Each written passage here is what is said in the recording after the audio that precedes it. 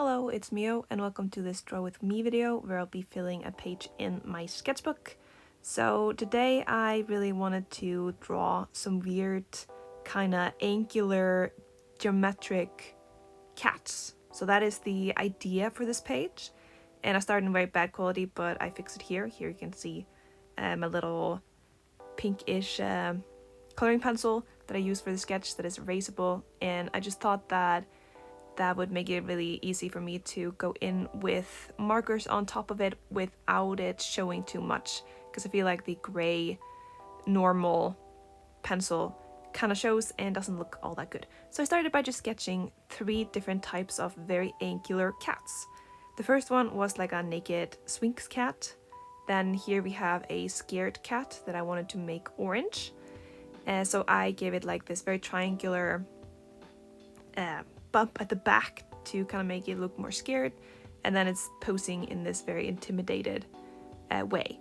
And the goal with the sketches was to make everything look as angular as possible and try to draw as little lines as possible while still making it look good. Or to be more specific, the shape around the cat is supposed to be very angular, very simplistic, while I do add a whole bunch of details on the inside of that shape. And you see it mostly with the next cat that I draw, because I needed a lot of lines to make the scare cat. So with the last one, I challenged myself to really think about the shapes. So of course the cat needed ears, and it needs a little bit of a shape at the back, so it's not just a long cat. And then that is the shape. And then on the inside of that shape, I'm allowed to draw in the rest of the cat, like legs and such. They're not part of the main shape. Of course the cat needed a tail. I also simplified the tail of the scared cat. Then I added a face, and this one was quite inspired by Garfield's face, so I wanted him to look kind of pissed and very compact in the face. So yeah, that was my inspiration.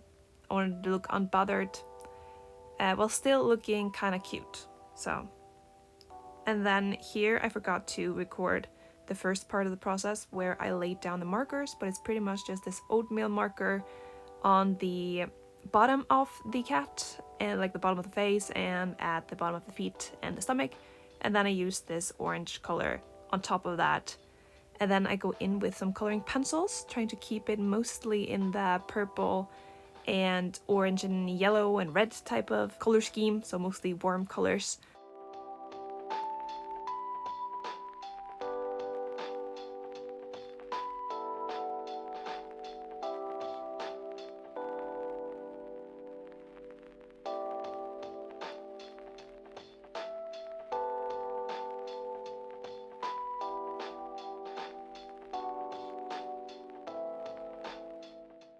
The one thing I really wanted to achieve when making this cat was some good texture.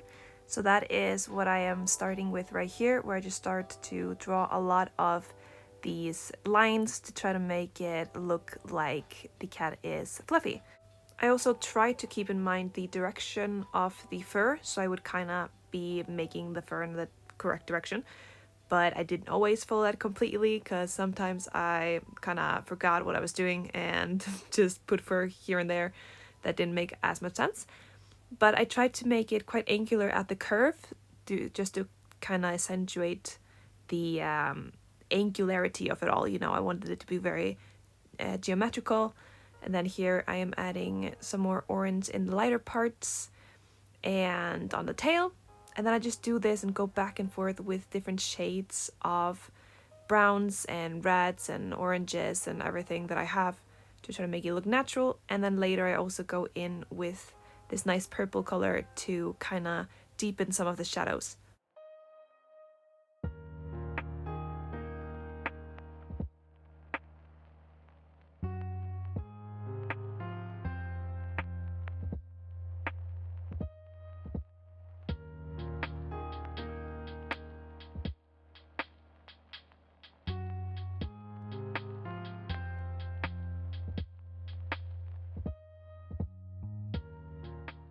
Here it is time for the eyes, and I wanted them to be really big, round, and blue. So I started with a lighter color, went in with a darker one on the top of the eye and sort of keep some of that highlight in there. And At the very end of it, I do add black in the middle and also around the eyes.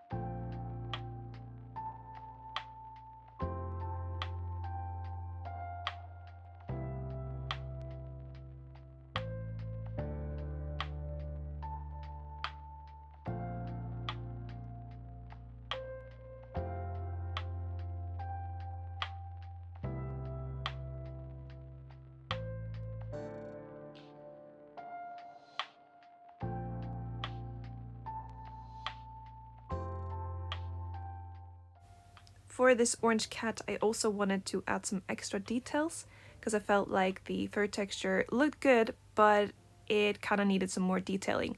So I decided to give the cat some stripes, and I started by adding some pattern on the face, and then I do the same thing pretty much throughout the whole body, and I try to make the stripes sort of curve with the body, but not too much, because I kind of want the cat to be, again, quite geometrical and also a little bit flat.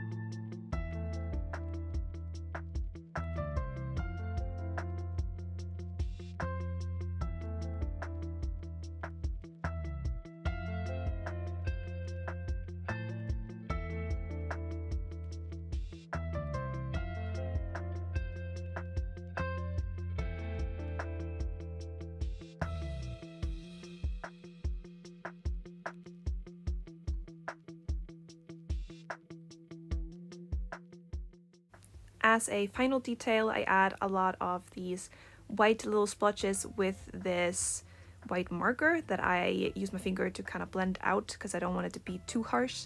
So I do that mostly where I lost some details on the face and also for two little whiskers. The next cat is gonna be the bold sphinx, and I started with a nice, very, very light pink base. And then for this cat, I'm mostly gonna be using pinks, purples, and light blues because I wanted to really look like it is almost a raw chicken that, yeah, has these cool blue shadows to it. So I was really excited about this one to try to get this kind of fleshy look, and it was really fun to do as well. So after the base, I went in with another pink color to kind of make the wrinkles of the cat, like the skin folds, which was also really fun. And I of course also used that color to shade the other areas, such as the face, and to try to make it a little bit more dimensional, because this cat I did not want to be as flat as the other one. I wanted it to be a little bit more 3D. So here I went in with a purple color to make the wrinkles or the skin folds even darker, and then it is time for the coloring pencils. So here I'm pretty much just repeating that process over and over, making things sharper, making the folds more visible and more extreme, as well as drawing around the cat so you can kind of make it pop out of the page a little bit more.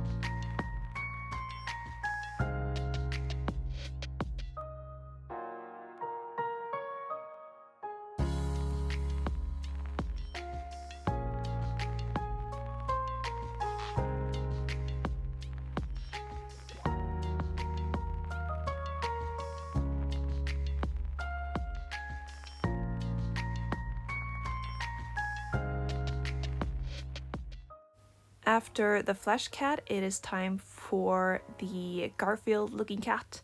And I wanted this one to be, I don't remember what the color is called, calico or something, which is pretty much this black, this yellow, and white color all in one. So it kind of looks like a spotted cat in a way, because I really, really like that look. I think it's adorable and really cute. So I wanted to try to replicate that. So I started with like a gray base where the cat is supposed to be white, and then I add this darker gray where the cat is supposed to be black, and then I will be adding the nice little oatmeal color that I had on the first cat on the lighter parts for the orange parts of the cat. Then of course, like with all the other drawings, it is time for the coloring pencil, which is just the same old coloring pencils I've been using pretty much because I'm working with a lot of the same colors now. So a lot of black for the, of course, black parts of the cat, and also to make the details pop a little bit more. I've also done this with all the other ones.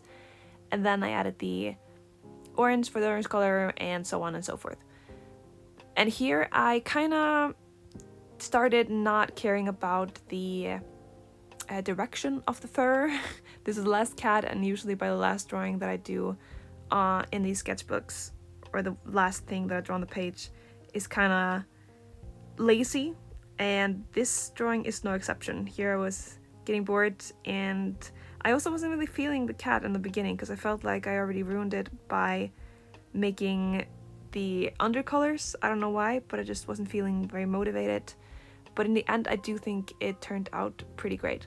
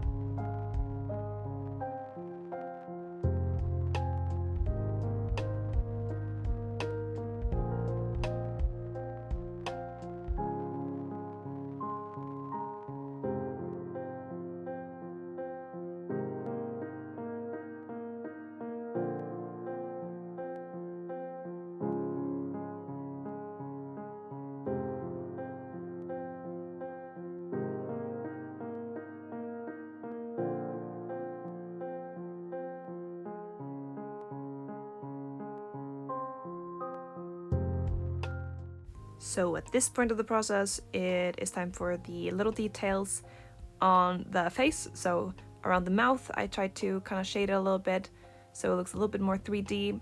And then I also add in the eyes and such at this point of the process.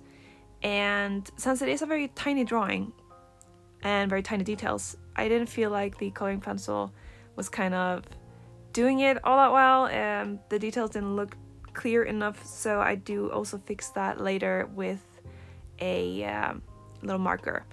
But first it is time to color in the eyes, and they're also going to be blue like most of the other cats on this page, because I actually don't know why. I probably should have gone with green, because I feel like green would have looked really good with the orange. But here we are. Here's the highlight for the eyes, which I think really ties everything together. Some really short whiskers and some eyelid shine to give it a little bit more sass. Here is the marker. I also do add a little more highlight off camera, which you can see in this finished photo right here. Here is the full finished page.